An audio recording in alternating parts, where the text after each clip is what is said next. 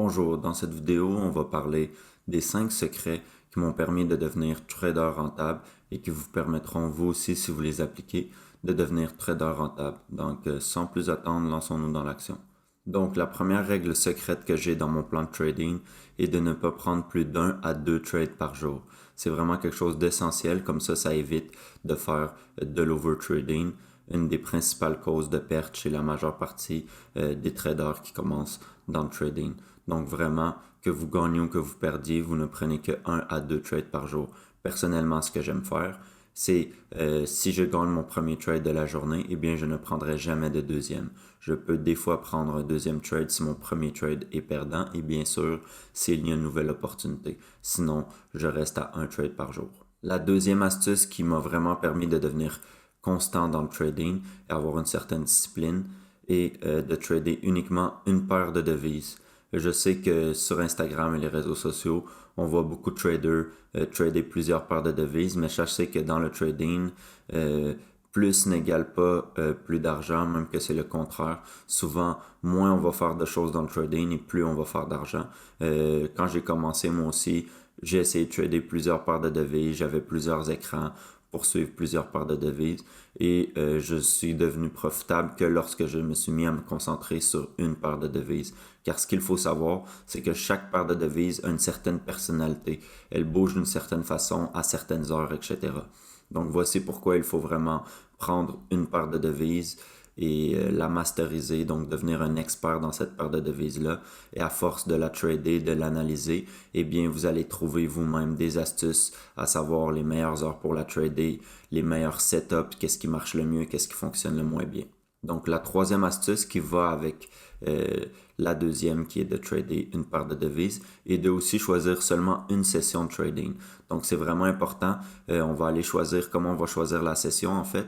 Ça va être selon la paire de devises que nous avons choisi, eh bien, on va prendre la session dans laquelle cette paire de devises-là est liquide. Donc, par exemple, si on veut trader la paire euro-USD, eh bien, on va vouloir trader l'euro, donc on va prendre la session de Londres ou bien la session de New York, car c'est pendant ces deux sessions-là qu'il y a le plus de volatilité et de liquidité, et donc qu'il va avoir les meilleures opportunités. Donc, si on prend par exemple une autre paire comme le GBP/JPY, donc la livre sterling avec le yen japonais, eh bien nous pourrons trader cette paire de devises, choisir soit la session de Londres encore une fois, ou bien la session de Tokyo. Donc pour choisir votre paire de devises et votre session, je vous conseille de regarder avec votre emploi du temps quand est-ce que vous êtes disponible pour trader et d'associer ensuite la paire de devises idéale pour la session. Troisième règle qui va vous faire sauver des milliers de dollars et de ne jamais risquer plus de 1 à 2% de votre capital pour un trade. C'est vraiment primordial. Je sais qu'au début, moi aussi, j'ai été débutant dans le trading et on veut se libérer financièrement, on veut faire beaucoup d'argent.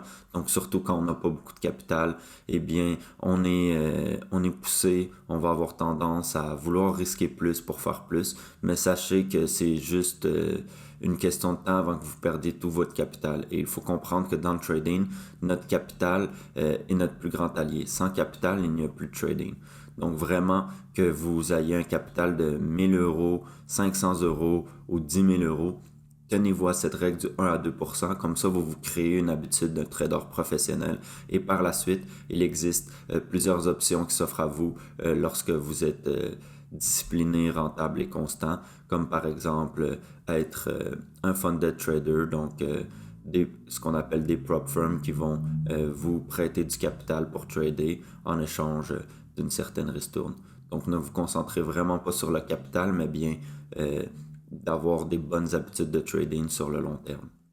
Et maintenant, mon dernier secret de trading, celui vraiment qui a poussé mon trading à un autre niveau, eh bien, c'est d'avoir ce que j'appelle une stratégie mécanique. Qu'est-ce qu'une stratégie mécanique? Eh bien, c'est une stratégie simple qui n'utilise aucun indicateur. On va seulement se baser sur les prix, sur l'action des prix, donc seulement sur les bougies, les supports résistants, ces choses-là.